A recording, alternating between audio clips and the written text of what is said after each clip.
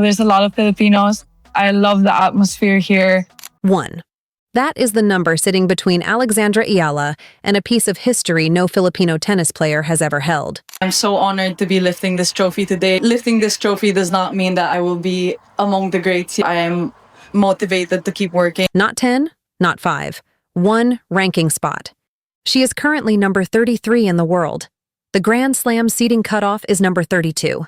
And in roughly 2 weeks, when the All England Club closes its seeding window for the 2026 championships at Wimbledon, the line between unseeded and seeded for the first time in Philippine tennis history will be drawn on the back of how she plays over the next 14 days. This is not a hypothetical. This is not a fan dream. This is the actual mathematical position of a 21-year-old from Pasig. Alex, it's so really nice to start the tournament on the same side, the finish tournament on the other side. As she walks onto the grass at Queen's Club this week. 1 match, 1 result, 1 ranking point in the right direction. That is the entire margin. And the draw she has been handed to chase it is one of the most dangerous on the grass court calendar. If you have been watching her since the number 140 ranking, since the Miami run, since the Eastbourne final, stay subscribed. Here is the only context that matters for this story. In March of this year, Eala touched a career high of number 29 in the world. That number, 29, sits inside the top 32, the seeding bracket, the room she has already proved she can enter. But rankings move. By June, after a Roland Garros first-round exit and the ordinary churn of the WTA calendar, she dropped to 33, 1 outside. The Birmingham title 2 weeks ago closed part of the gap. Now the rest has to be earned in real time, on grass, against opponents who do not particularly want to help her get there. That is the entire setup, not a biography, not a comeback arc, a single ranking number, a single cutoff, and the next 14 days of grass court tennis. So, look at what is actually in front of her. The Queen's Club Championships, the HSBC Championships, the new flagship of the women's grass season at one of the most prestigious clubs in tennis, is where this seeding push begins. Elena Rybakina is the top seed. Amanda Anisimova is seeded second. Emma Raducanu is in the draw. And Alex Eala, ranked 29 in the entry list, drew a qualifier in the first round. That sounds favorable. It is not. Because if she wins that match, the projected path through the draw moves her toward Iva Jovic in the second round. The same Iva Jovic who beat her at Roland Garros 11 days ago, 6-4, 6-2, in straight sets. The same player Eala has publicly called a close friend. The same opponent who handed her a first-round slam exit that has not yet been answered. And beyond Jovic, the bracket points toward Anisimova herself, a Wimbledon finalist, seeded second at this event for a reason. That is the path. Win against a qualifier. Then potentially face the player who just beat you on a new surface, with seeding points hanging in the balance. Then potentially face one of the most dangerous ball strikers in women's tennis the round after. This is not a friendly seeding push. This is a trial. Now zoom out and look at how she got here, because the math of her rise is sharper than most casual fans realize. 12 months ago, Alex Eala was ranked outside the top 140. By March 2025, after the Miami Open run that produced a quarterfinal win against the world number 2, she broke into the top 100 for the first time. The first Filipino player, men or women, ever to do that. By September 2025, she was inside the top 75. By the end of 2025, she had won her first professional title in Guadalajara and crossed into the top 50. By March 2026, she touched number 29, the career high, and became the first Filipino player ever to enter the WTA top 30. That is the velocity. From outside 140 to inside 30 in 12 months. Across multiple surfaces. Against multiple top 10 opponents. The trajectory has not been a steady climb. It has been a series of breakthroughs, plateaus, and reaccelerations, and the next one is sitting at number 32. The Birmingham Open 2 weeks ago is the closest example of what that reacceleration looks like. 6 days after losing in straight sets to Jovic at Roland Garros. 6 days after a slam result that most 21-year-olds would have spent processing in private. Eala walked onto grass at Edgbaston Priory Club and won the first set of her opening match in 22 minutes. 6-love. 3 matches into the tournament, she had dropped 0 sets. The final against Czech opponent Nikola Bartunkova went the distance, 6-2, 4-6, 6-3, and ended with Eala lifting her second WTA 125 title and her first ever on grass. That title produced 76 ranking points. Those 76 points moved her from number 37 to number 33, 1 spot from the top 32.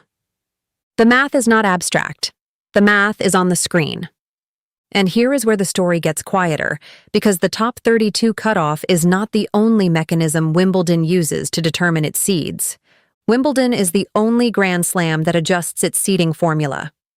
On the women's side, the WTA ranking is the primary input, but the All England Club Seeding Committee has historically maintained discretion to consider grass court form, and players ranked between roughly 28 and 34 have moved across that seeded line in both directions over the years based on what they have done on grass in the preceding 12 months. Look at what Eala has actually done on grass. Eastbourne 2025 reached the final, lost a close 3-setter to one of the most experienced grass court players on tour. Wimbledon 2025 made her main draw debut. Birmingham 2026 champion, 3 matches without a set dropped, defeated a Czech opponent in a 3-set final after a rain delay that lasted longer than some sets.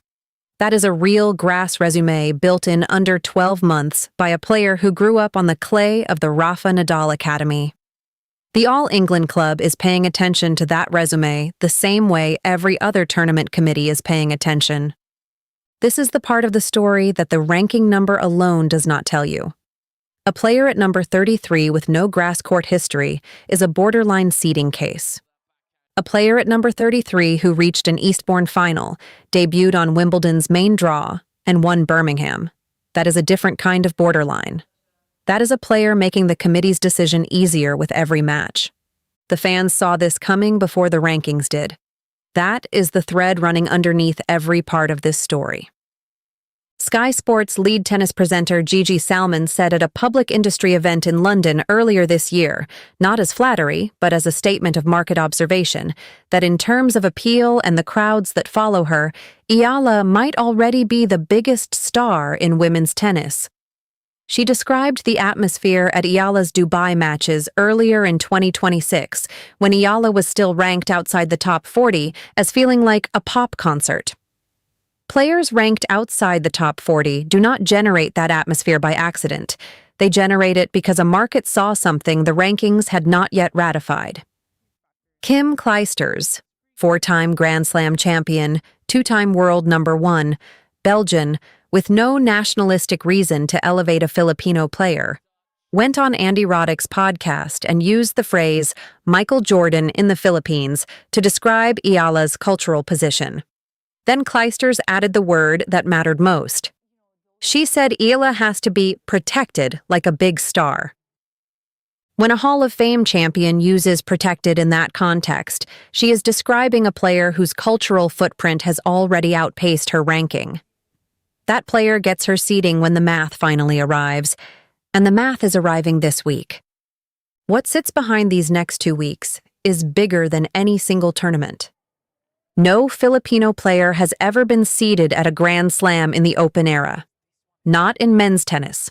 Not in women's tennis. Not in singles. The Philippines is a country of roughly 115 million people, with a diaspora of nearly 10 million more spread across the United States, the Gulf, Europe, and East Asia. And across the entire professional era of tennis, the number of Filipino players seeded at any of the 4 Grand Slams is 0. The seeding line at a Grand Slam is not a trophy. It will not be carved into anyone's career resume the way a title is. But it is a structural marker. It is the moment a national tennis program crosses from produces good players to produces players the sport actively positions.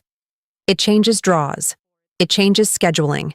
It changes the conversation in every tennis federation in Southeast Asia about what is possible from their region. After Queen's Club, Eala has confirmed a wild card at the Bad Homburg Open from June 21st to 27th, the same week the Wimbledon seeding rankings will be fixed, where reports indicate she may partner with Venus Williams in doubles.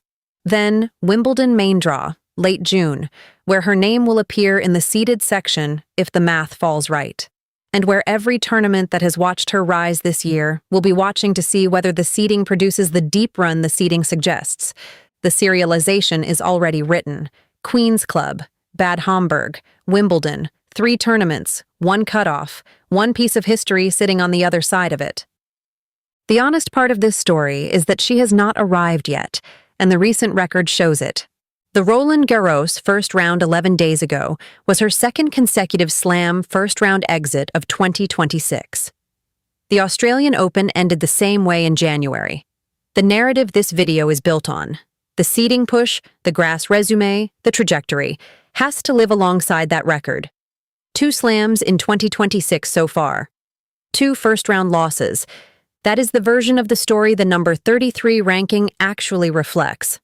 Asked about that Roland Garros loss in the post-match press, Eala did not produce a long, reflective answer. She said, in the calm, flat register she has carried through every interview since she was 16, that she would keep working. 6 days later, she opened her Birmingham campaign with a 6-0 first set in 22 minutes. The bounce back was not philosophical. It was operational. That is the temperament the rest of this story is built on. The composure of a player who has been told repeatedly, by rankings, by seedings, by Grand Slam draws, that she is not yet in the conversation, and who keeps walking into the conversation and taking a seat. So here is what this video is actually about. It is about a 21-year-old from Pasig who has spent 12 months turning a number 140 ranking into a number 29 career high and is now sitting at number 33 with 1 spot to close before Wimbledon decides who it positions on its grass. It is about a Queen's Club draw that points through a friend who just beat her at Roland Garros and toward one of the most dangerous players in the women's game. It is about an Eastbourne final, a Wimbledon debut, and a Birmingham title that together built the grass resume her seeding case rests on. It is about Sky Sports describing a Dubai crowd as a pop concert, and Kim Clijsters reaching for Michael Jordan to describe what a country of 115 million sees when this player walks onto a court. But more than any of those, it is about a number. 1. The distance between Alex Eala and a seeding line no Filipino has ever crossed. She belongs at that line. The math says she belongs there. The grass resume says she belongs there. The crowds in Dubai, in Birmingham, and at every venue that has watched her this year say she belongs there. The only thing left is for the next 14 days of tennis to ratify what every other signal has already confirmed. When the Wimbledon seeding list is published in 2 weeks, look for her name in it, not as a surprise, as a long overdue arrival.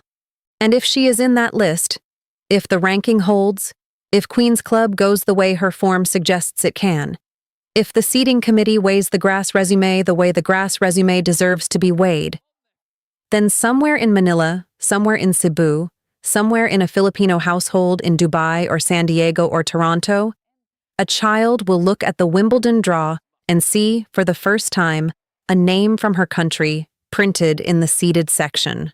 That is the moment this entire story has been building toward. Not the trophy. Not yet. The seeding. The country will know what that means when it sees it. The question for the comments is this. Do you think she makes the seeding cutoff in time? And if she does, how deep does she go at Wimbledon? First, Filipino seeded. First Filipino through to the second week. Tell us where the ceiling actually is. If you have been watching her since the number 140 ranking, since the Miami run, since the Eastbourne final, you already know what is coming. You have known for 12 months. Stay subscribed. The seeding announcement, the Bad Homburg draw, and the Wimbledon main draw are the next 3 moments in this story, and every one of them lands here first.